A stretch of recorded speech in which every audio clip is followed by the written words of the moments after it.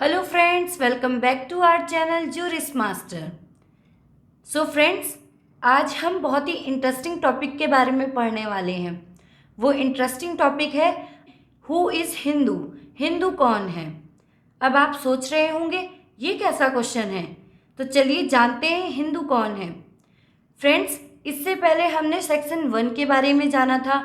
Section 1 हमें बताता है टेरिटोरियल एप्लीकेबिलिटी के बारे में, मतलब हिंदू मैरिज एक्ट 1955 कहाँ कहाँ एप्लीकेबल होगा। बट सेक्शन 2 हमें बताता है ये एक्ट किस किस पर एप्लीकेबल होगा। अब आप सोच रहे होंगे हिंदू मैरिज एक्ट है तो हिंदुओं पर एप्लीकेबल होगा, बट हिंदू आखिरकार हैं कौन। तो फ्रेंड्स, थोड़ा सा हिस्ट्री की ओर अगर आते हैं तो जब पर्शियन इंडिया आए तो उन्होंने सिंधु नदी के पार रहने वाले लोगों को हिंदू कहने लगे। क्यों? क्योंकि उनका प्रोनाउंसिएशन 100 को ह हुआ करता था, तो सिंधु से हिंदू शब्द का ओरिजिन हुआ। हिंदू पहले एक जोग्राफिकल टर्म हुआ करता था, बट बाद में ये रिलीजन को डिफाइन करने लगा। फ्रेंड्स, हिंदू रिलीजन इतना वाइड है कि उसे डिफाइन कर पाना बहुत ही कठिन है। ये तो बताया जा सकता है कि कौन कौन हिंदू नहीं है, बट ये बताना कि कौन कौन हिंदू है ये बहुत ही डिफिकल्ट है। इससे रिलेटेड एक बहुत ही फेमस केस है यज्ञ पुरुषदास जी वर्सेस मूलदास। सो फ्रेंड्स, इस केस में ऑनरेबल सुप्रीम कोर्ट ने कहा कि जो भी व्यक्ति वेदों को श्रद्धा के साथ एक्सेप्ट करता है और मोक्ष प्राप्ति की मान्यता पर भरोसा करके पूजा अर्चना करता है, उन सभी को हिंदू कहा जा सकता है। बट फिर भी ऑनरेबल सुप्रीम कोर्ट ये डिफाइन नहीं कर पाया कि आखिरकार हिंदू की वो एक सही डेफिनेशन क्या दें, क्योंकि जैसा कि मैंने आपको बताया हिंदू धर्म इतना वाइड है कि इसे डिफाइन कर पाना बहुत ही मुश्किल है। तो एट द लास्ट हम संक्षेप में समझेंगे कि a person who carries Hindu way of life और who is known by the other as a Hindu can be said Hindu.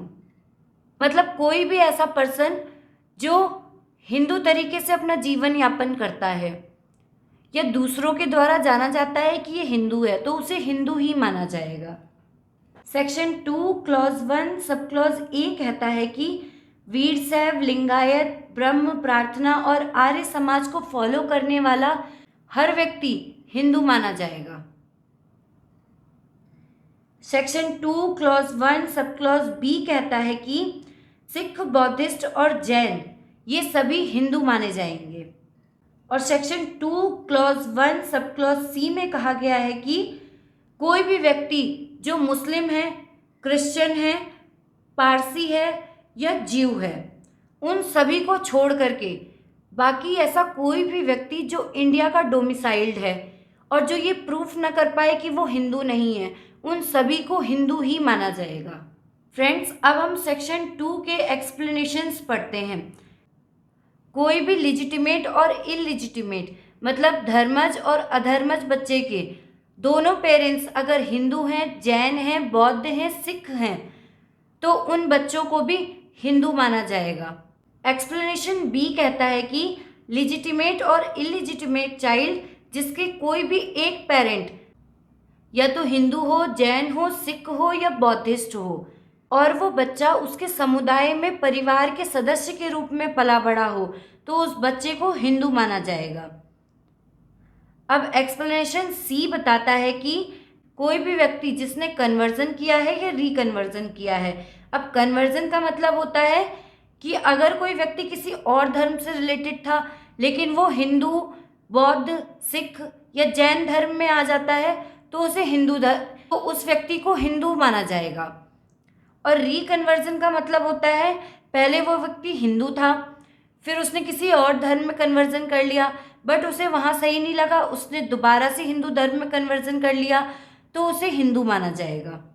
So friends, ऐसे सभी व्यक्तियों को हिंदू ही माना जाएगा। फ्रेंड्स, अब सेक्शन 2 क्लॉज 2 को जानते हैं। इसमें कहा गया है कि यह एक्ट शेड्यूल ट्राइब्स पर एप्लीकेबल नहीं होगा जो article 366 clause 25 constitution of India के अंतर्गत आते हैं, जब तक कि सेंट्रल गवर्नमेंट अपने ऑफिशियल गजट में ये नोटिफाइड ना कर दे तब तक का कोई भी लॉ इन पर एप्लीकेबल नहीं होगा, क्योंकि इनके अपने अलग कस्टम्स हैं जिन्हें ये फॉलो करते हैं। फ्रेंड्स, अब बात करते हैं सेक्शन 2 क्लॉज 3 की। क्लॉज 3 हमें बताता है कि Buddh, Jain, Sikh are not Hindu by religion.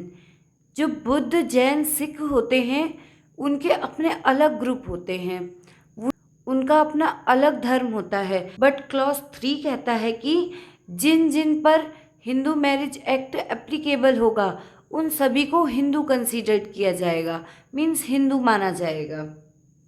अगर आपको वीडियो पसंद आया है तो प्लीज़ लाइक करें, कमेंट करें और ज्यूरिस्ट मास्टर को सब्सक्राइब करना ना भूलें। धन्यवाद।